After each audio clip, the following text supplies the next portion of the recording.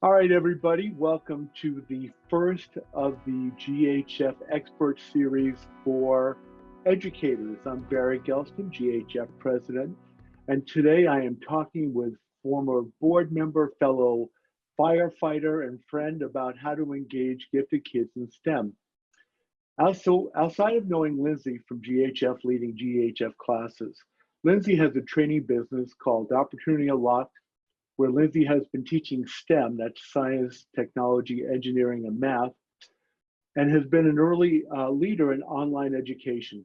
Lindsey has a great background as an engineer, public school teacher, private school teacher, and an online STEM educator.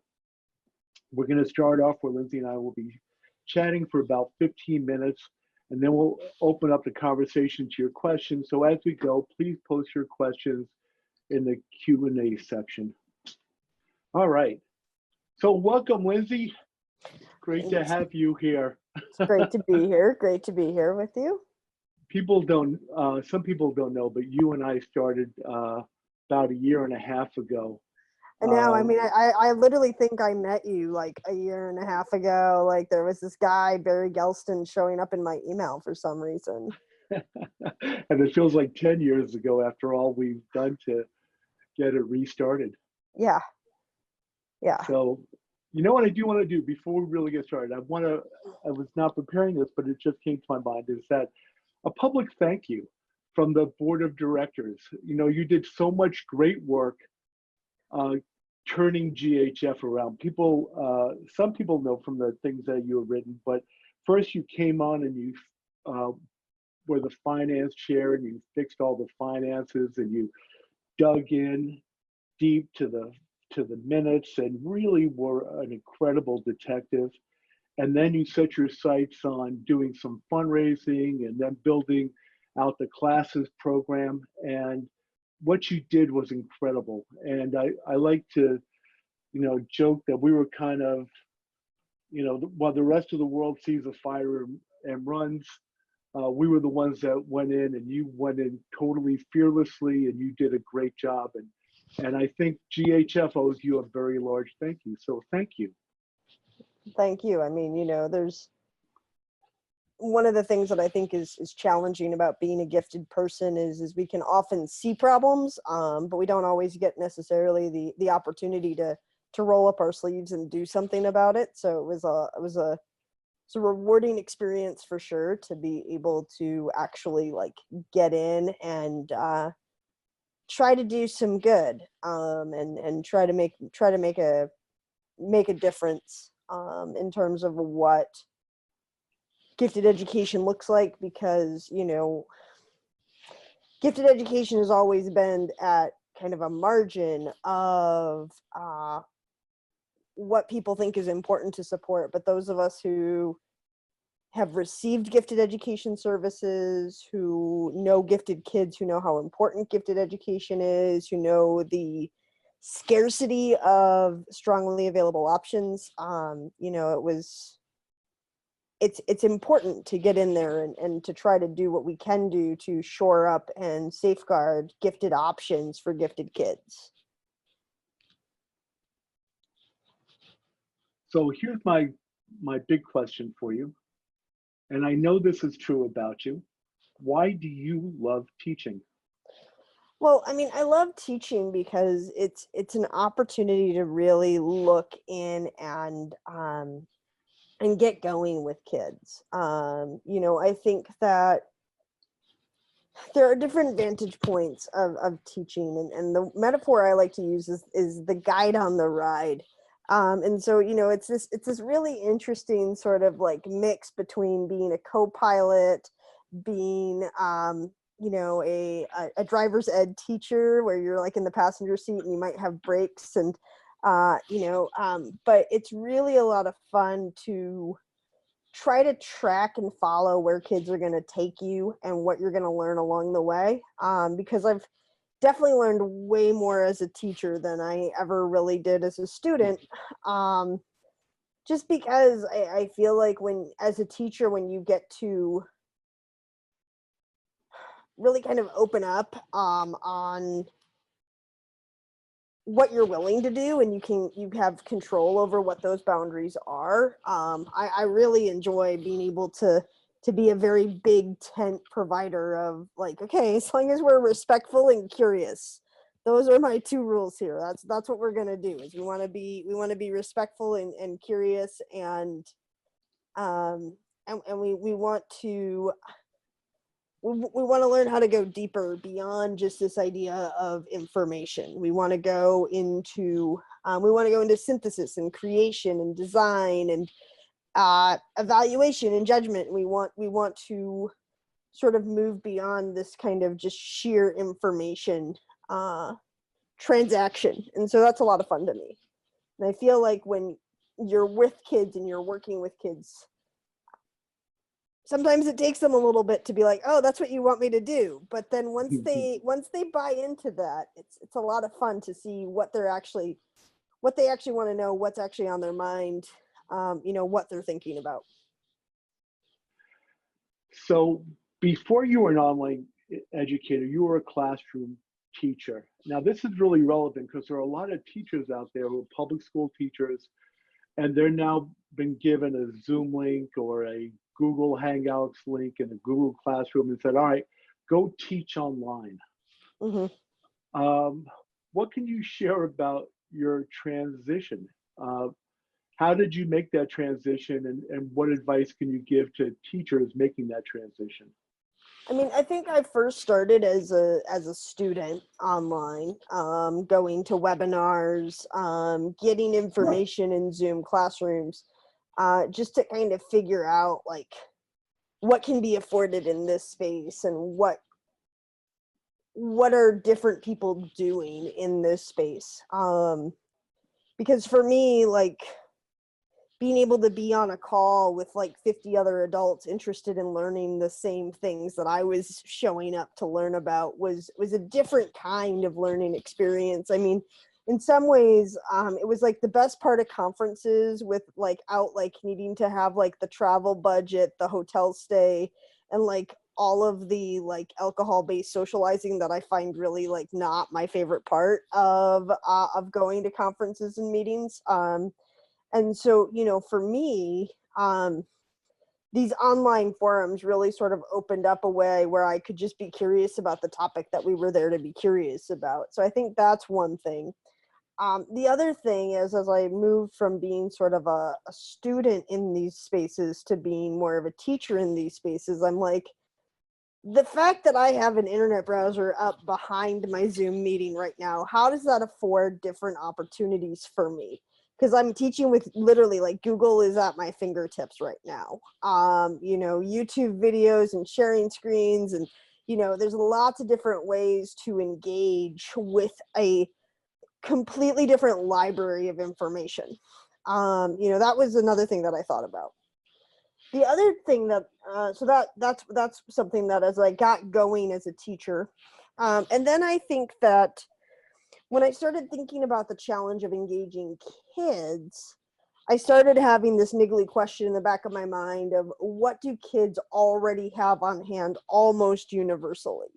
And so I think my first class that I ever did was about taking apart a pen online, because I'm like, surely just about every household has a click pen. And so, and even if they didn't, right, there's still like things that I can spotlight different kids and sort of share different observations. I mean, I had stuff, I don't have a household of kids of my own. So like when I started teaching like my Lego engineering classes, like I'm like, oh, I should probably order some Lego so that I have some Lego bricks in my house. And so, but that came later as I got started and established and was finding my feet.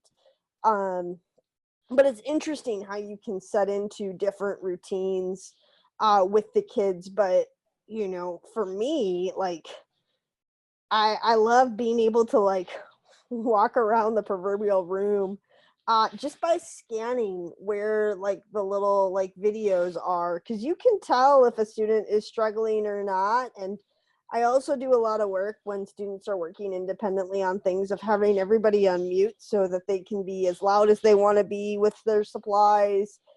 They can be as comfortable as they want to be. You know, I teach in a cameras on kind of environment, and you know, it's amazing how much you can sort of just learn and observe, even without sort of like that constant stream of, you know, think about like all of the nuisance distractions that can really get under your skin as a classroom teacher, like the kid like tapping with their pen, right? Well, you know, when we live in a world where you're from the neck up here, like if a kid is tapping on their pen, if they're not shaking their screen, you don't know that that's going on, and it's a different kind of experience. I mean, you know, I think that everybody's going to have a different relationship with transitioning to online, as a teacher. You know, one of the administrators that I worked with that really made an impression on me,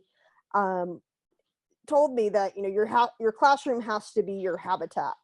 And I think that for classroom teachers who really felt like that made sense, and like their classroom at their school was their habitat, transitioning into an online space is going to be really different. But for me, I found that I could really sit into myself as a master teacher way easier in an online environment, which is why I stuck with it. Because I mean, I did this voluntarily.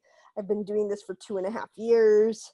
Um, you know, but I really, really like it because it works for me. It works with how I see the world. It works for how I want to align with kids. And so don't feel obligated to have it go either way, right? Like if you really, really hate it, if you really, really feel out of a fish, like a fish out of the water, like it's still a learning community. You can own that experience with your kids, and you can empathize with the kids, because there are kids who are going to have that experience of online education. But if you also find yourself like, oh my gosh, I never would have tried this, but I really like it and it really works for me, and these are like the like 10 laundry list things that I'd like to do. And I think some classroom teachers are going to be very much of the like, I can't wait to get back into my real classroom when, you know, this stopgap measure is over. I think some teachers are going to be like, oh my gosh, I found my true classroom in an online environment. It really works for me. And then I think other folks are going to be a little bit more ambidextrous between the two modalities, where it's like, you know, I'm comfortable in either place and it works well for me. And I'm not terribly concerned. So I have a short follow-up for you on that. So someone who I've also was a classroom teacher, and the biggest challenge that I found working with groups of kids online was uh, classroom management. I have, you know, in a classroom, you can do the walk around, you can put your hand on a kid's shoulder, you can let them know you're there so they focus a little more. How do you do that online? Well, I mean, I think that what I do is I will tell kids straight away, like, I'm putting everybody on mute, and the reason for that is not to get you to be quiet, it's to get your house to be quiet. So I really try to deal with the background noise. I also have a huge tolerance for kids wiggling of every stripe and sort of fidget. I'm really used to it. I mean, I actually feel relieved. You know, I've had some autistic kids join me in my online classroom where they've literally been in their sensory swing, swinging during class. And I love the fact that they feel free to, you know, do what's right for them. And I cite that example because, you know, that kid in an in-person classroom is going to be just have a pretty significant impact on the learning of their classroom peers. But you know, as a grown-up, I'm okay with them doing what they need to do, and I feel like my comfort with them moving around in that way also increases my students' comfort with allowing that student to pay attention in a way that doesn't look like they're paying attention. So I have a pretty long tolerance for sort of like distractible things. But you know, I also always have students to just park their hand on their screen like this. So I ask them to do this, and I tell them, if you wave at me like this, it's hard for me to see you. If you go above your head, I can't see it. So we practice. But I feel like, you know, being really quick to recognize them by name, to hit their unmute button right when I'm calling on them, you know, it creates a conversation community where even as students might not be exactly sure what we're doing, they can settle into a routine pretty quickly. Because I mean, I think teaching, fundamentally being in front of the classroom, is often about setting those routines and norms for procedures so that kids know what to expect. So the next question, and so this is going to be the last open question I have for Lindsey. So please go to the Q&A section on bottom of the screen, and please start to queue up some questions, because this is your chance to ask questions of a real online STEM educator. So speaking of STEM education, something that I've always appreciated about what you do is your passion for projects. Mm-hmm. And this is good for both teachers and for home educators. How do you set up, how do you create good projects for learning?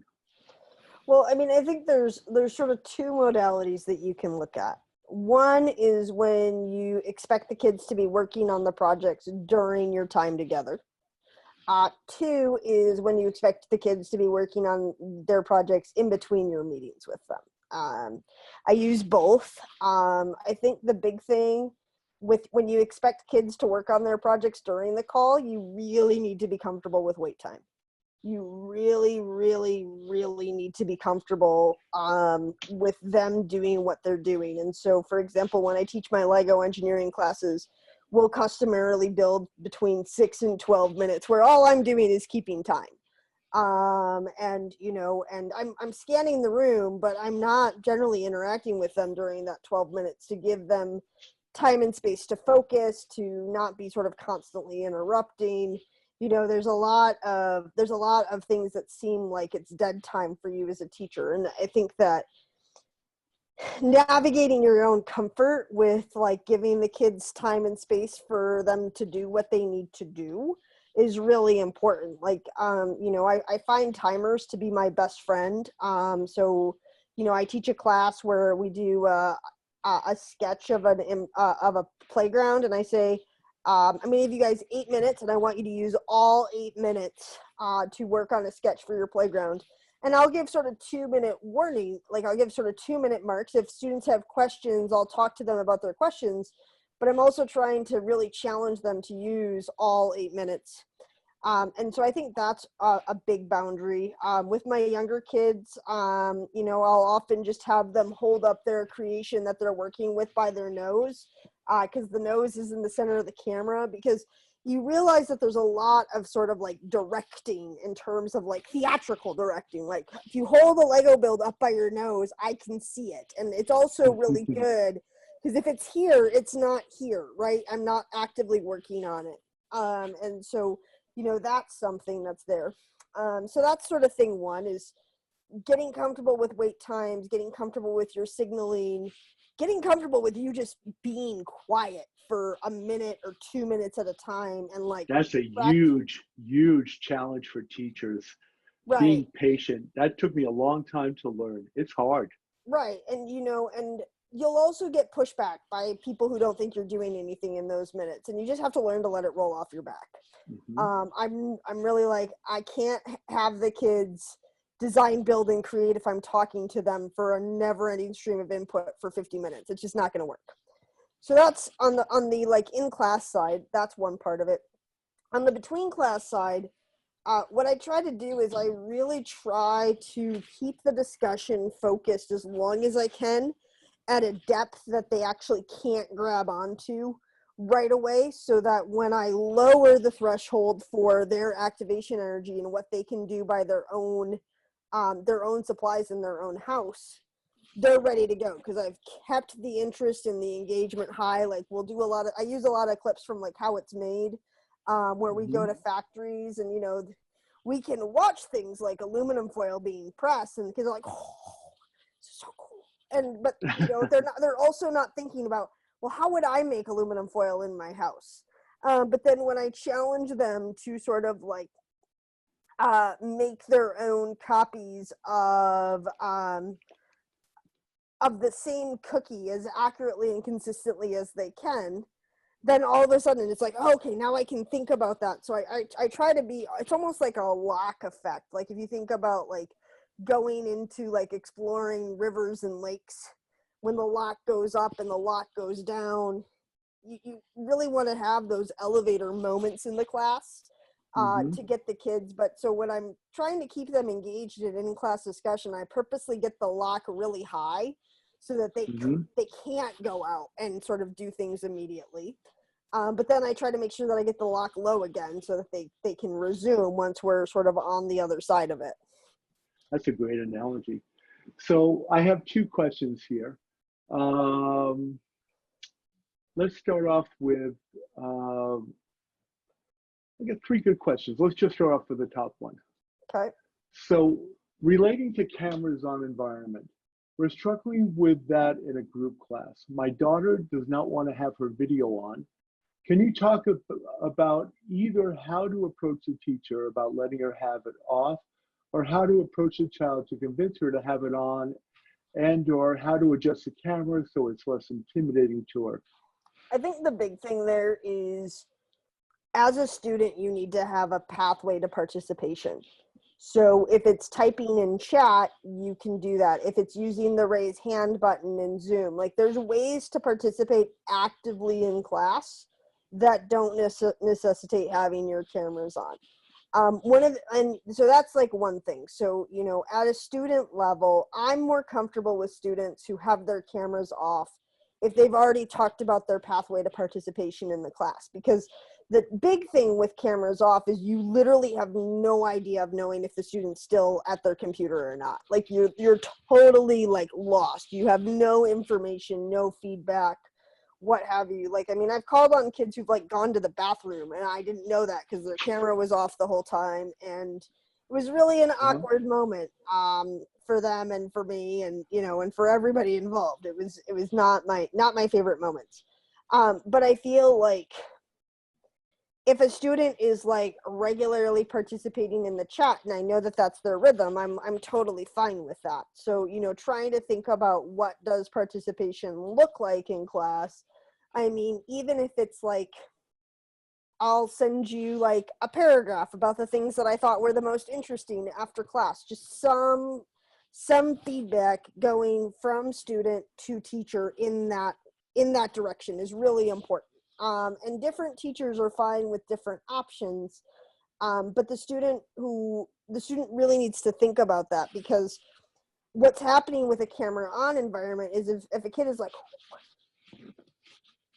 when I'm watching a video with them, I'm like, oh, okay, they're engaged. They're taking in the information. They're liking what I'm doing. But if I'm looking at a blank screen, I have none of that feedback whatsoever. And so there's that.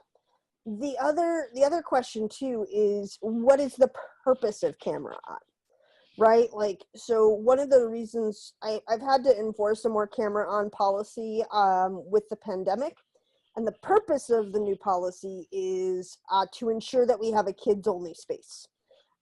Because if we like log on and I can see a parent on the screen, or I can see a grown-up on the screen who's not affiliated with my class, right? Because as an online teacher, I don't have the same sort of like roster control that I would have in sort of a classroom environment. So like, if a random adult with bad intentions happens to be on that call, I want to try to nip it on the bud by having sort of a policy that you've got to be able to show me a kid on camera at least once at the beginning, like, because that helps me feel like I've done due diligence in trying to make sure that that it's a kid's space. It's not perfect, right? You know, and I think that when we've got something like Zoom bombing as a concern, you just need to be more careful than not. So I feel like appealing to sort of that, like, there's a reason why we want to turn on cameras at least briefly at the beginning of a meeting, just so that everybody can verify that everybody's present and ready to go. Like, that makes sense to me. But then also talking to the teacher about why their camera on policy is there. And, you know, and some teachers are just like, I'm so self-conscious just teaching to a whole bunch of black screens. And, you know, and that's really true, because, you know, then it becomes sort of a community management thing, because like I have had classes where it's just, but I have had classes that have traditionally had, all of them have had their cameras off. And especially with the pandemic, I've had days where it's like, guys, I'm feeling a little lonely today. I could really use like just some sense that I'm talking to people when I put this out there. Can we be cameras on today, please? So that I can feel like we're like a group of people learning together. And then, you know, my 2 students who have an aversion to putting their cameras on and will never put their cameras on can keep their cameras off, but then the 7 other classmates can sort of help us feel more like a community, and then you can kind of share that. But I think having a conversation with the teacher about like why cameras are important, because like if you have a class like ASL, the camera is not optional. You need it for the language, like you need it for the interface. In my Lego classes, I'm like, I can't really do much if I can't see your Lego creation. And so, you know, there are ways to mitigate that, but you have to know what the camera is being used for. All right, let's try another question. Thank you. Here's a school question. Do you send a recommended supply list to kids participating in your classes? If not, how do you accommodate for all the different sets of supplies? I think this has been a huge roadblock for public school STEM teachers. Yeah, I mean, honestly, my opinion is that supplies are a constraint always. If your activity is so inflexible that it can only be done with a particular set of supplies, like thinking about like super ball making with borax and Elmer's school glue, like you need to have super specific supplies. And for me, I'm just like, okay, that's not going to be an activity I'm going to do online with kids, because the specificity of the supplies are things that I don't expect people to have on hand. But like in my Lego classes, I expect kids to have Lego. And so I try to communicate, bring your Lego to class, you know, bring a bin of your Lego to class. I try to say that it's flexible with what they're doing. But the activities are designed to where students can be successful with a large range of supplies. So, you know, I think that's also a core issue with what you're doing in the supplies. And so for me, I don't like really specific supply lists. You know, I do try to let students know, but you know, the things I'll do live require things like Lego, paper, something to write with, you know, yeah, I really can't think of anything that I tend to do live that would use any other real supply than that. I mean, in places where, like, I have a class where I have them designing a glider, and I just provide a list of, like, you should have things that are, like, sturdy, and I give them some examples about what I think would be successful, and then you should have things that are flexible, and I give them examples, and you should have this, and I give them some examples. But I'm also giving them examples, giving them permission to sort of gather what in that supply list makes sense to them. And, you know, and I think that in an online environment, you really want to make sure that your supplies are as general as possible. Do you coordinate with parents to make sure it's happening? No, I just, I sort of put it on them to say if they've signed up for my paper airplanes class, they know that their kids need to have paper to make airplanes. Excellent. All right. Next question. You ready? Yep. So what role do you see parents playing where kids are in an online environment? The parents are at home too. Do you think that they should be engaged and involved, or let the kids be independent? How much should the parents be involved in guiding the kids to stay attending? Like, I can see that if you leave space and are comfortable with quiet, many parents would be prodding their kids to say something. How do you mediate that? I mean, I think a lot of it boils down to, you know, your kid's ability to focus on something online. You know, there are certain kids who do better holding their attention on a screen than other kids do. Definitely in my little kid Lego classes, I have a lot of parents just kind of off to the side, sort of being referees and cheerleaders and kind of thinking with their kids for that. And I welcome that. I also see some of it as developmental, like as students get more and more comfortable being independent, they're able to be independent. But I think it's like anything. When you're the adult in the room, you want to be available to kids as they need you. Because learning online is not just sort of this organic, natural space that everybody knows how to make sense of. You want to sort of scaffold and shepherd and like, I noticed you didn't say much during that class, and and it could be, oh, the teacher was talking really fast, or oh, I just really wanted to think, or you have, as a parent, you have more information about how your student is engaging. But I mean, conversely, like, you've got to make sure that any feedback that you give to an online teacher matches the online teacher's experience. Because like I had a parent try to tell me that her daughter was bored and disengaged when her daughter was literally the first hand after every question that I asked and was actively going on my questions. And if the parent was feeding the kid the answers to try to get things to speed up,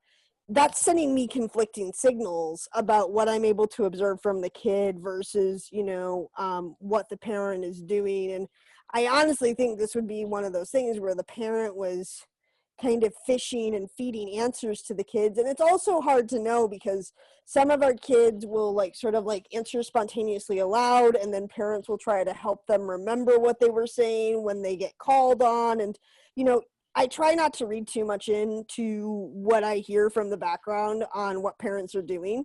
I always try to assume good intent, but if you're going to be giving constructive critical feedback to a teacher, like you really want to be thinking through, is what this teacher able to observe from my kids on the screen in the box, does that align with the feedback that I'm going to give them? Are they going to have any anchor points for that? Because, if the parent would have told me, oh, well, I was just feeding her answers to try to get the discussion to speed up, I'd be like, okay, you totally impacted the class flow with doing it that way. Because I thought the discussion was coming organically from your child. And please don't, because if a question's not landing, I can readjust the question. I can try something different. I can shift the topic. I'm good at what I do to pull those informations from the kids. And so I think that, for a lot of our kids, online learning works pretty well.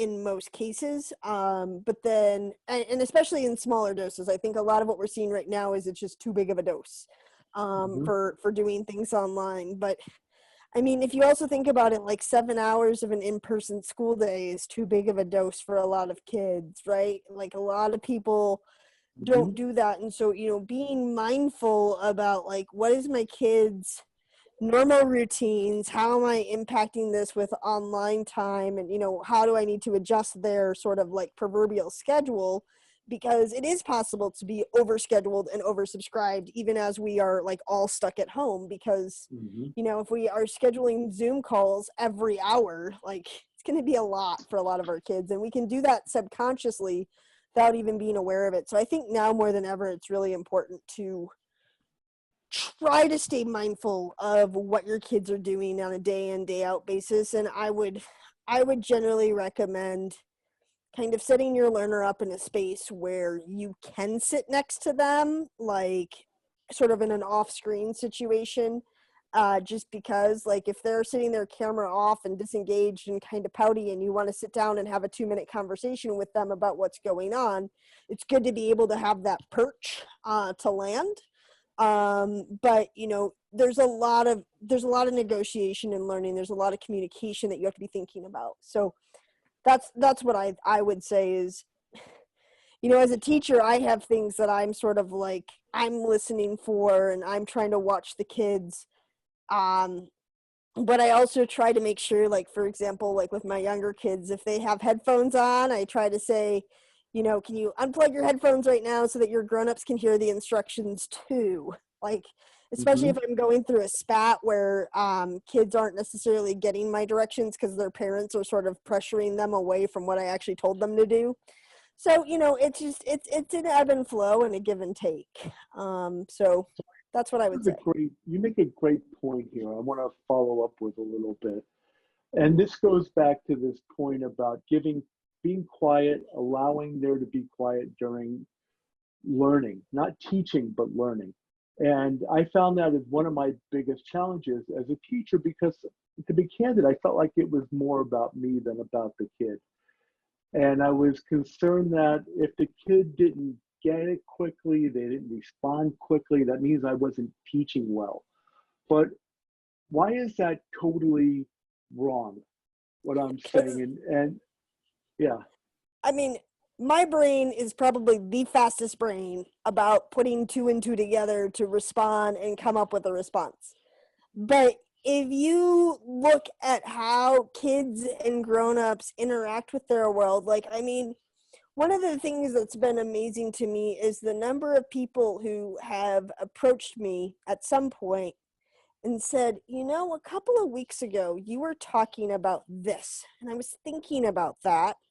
And I had something to add, but it was like 2 weeks later, and I'm like, who has 2 weeks of incubation energy for anything? Like, I mean, like, it's a really jarring experience when you first do it, but like, even like understanding the difference between how long does it take a 5-year-old to fold a sheet of paper in half, a 13-year-old to fold a sheet of paper in half, and an adult to fold a sheet of paper in half. Like, recognizing that those are three very different time frames matters a lot. And so you have to be aware of incubation. And I think like even like the 7-second rule for wait time applies in an online education environment, but I feel like it's really easy just to blather for the sake of being on. So you feel like you're doing something, and I just say, you got to give people time to think, and some people need silence to think. Hmm. I personally don't need a lot of silence, but I personally am not most people. So, you have to balance your needs and preferences and styles as a teacher and a learner against sort of everybody else's. That's a great answer. Thank you. I have another question here, and Mhm. it's uh, what classes for what ages are you currently teaching? Um, I I teach ages 5 to 18. I do a lot of science and engineering. I do just a smattering of math. Mostly because I try to stick with the classes I most enjoy teaching. But like a lot of my classes kind of take the like throw me a curveball style approach. Like, so I teach Hmm. a class, the engineering of everyday things for kids. It's ages 7 to 12, and they try to give me an everyday object that they don't think has any engineering story. And then I go on the hunt to find that engineering story. And so, that's a lot of fun for me. And they like it because they just get a kick out of thinking about like carpet has been engineered. Like, who knew? Like, all the different design considerations of carpet. But then, like, I feel like I'm also impacting like long-term changes in how they see the field of engineering as a whole. But I do a lot of Lego work. Currently, that's between 5 and 15. Trying to expand some of more of my like teen classes to create more of a social space for some of my more skilled builders who who are working on bigger projects, but it's trying to balance out sort of like what they're looking for, because there's this there are these odd juxtapositions of like kids who like want you to impart like a certain canon of knowledge to them in engineering, and then kids who are really a lot more comfortable with open-ended design. And yeah, it's an interesting sort of journey to go between different aspects of it. But I do classes 5 to 18 with sort of a sweet spot. 7 to 13 is sort of where most of my students are. So how do people find the Lindsey Nelson on the internet? So right now, my classes are primarily on OutSchool. So if you search for me on outschool.com, with the pandemic and the volume that I've been teaching at, I've just needed to really focus there. But for fall, I'm going to be releasing a new independently written curriculum, which is, it's in progress. I'm not going to say much about it right now because it's in progress and I don't want to get people's hopes up for like any kind of release dates, but I've got some things that I'm looking to receive in a preliminary way as early as Sunday. So I'm like fingers crossed on that to try to see where things are at with what we're looking at and talking with, because you know, with the shift to distance learning, online learning, flexible modalities, just to be able to do like, okay, there's activity 1 that can be done in person and online. And so when we can swap it as we need to, given changing circumstances. I've been really trying to re-envision how I'm packaging my resources to get them more accessible to more people. This has been great. Thank you, Lindsey. I just want to wrap up here, unless somebody else has one last thing, but I am so appreciative to have had this time for us to reconnect. I haven't seen you since you left the board, and you've been so important in the lives of so many people.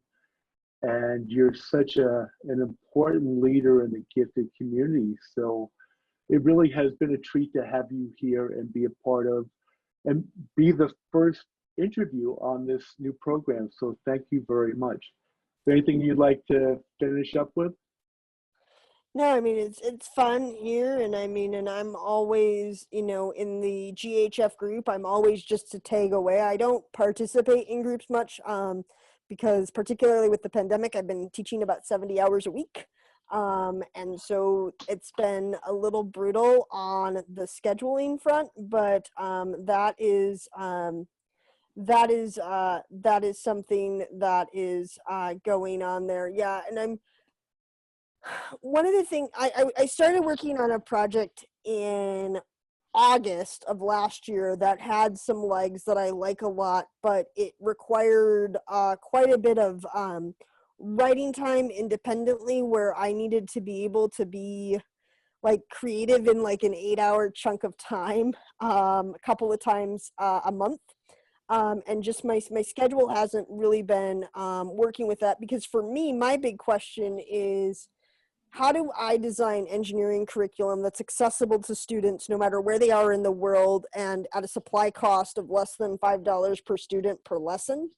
And so, but for me, what I'm working on designing is, I have some things that use Lego a lot, because with one of the bigger brick kits that are just sort of an open-ended play set, you can do a lot with that.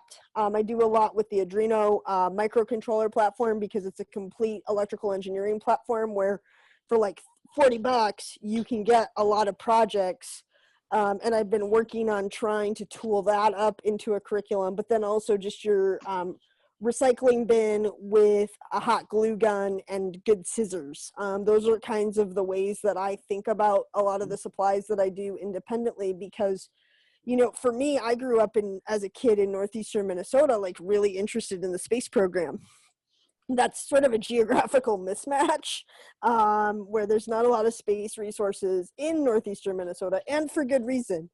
But, you know, as we've been thinking about this pandemic, I'm asking big questions like, what does it look like to revitalize rural life? And what do we do to shift supply chains? And how can we empower kids to ask questions that are connected to their local economies? And on and on and on and on and on, like a right, proper, gifted person having an existential crisis on a daily basis. You know, what can I say? It comes with the territory. And I think that also, like, especially for gifted kids, I think it's important for them to know how normal those sort of like patterns of worrying about things that are completely outside of your zone of influence really are.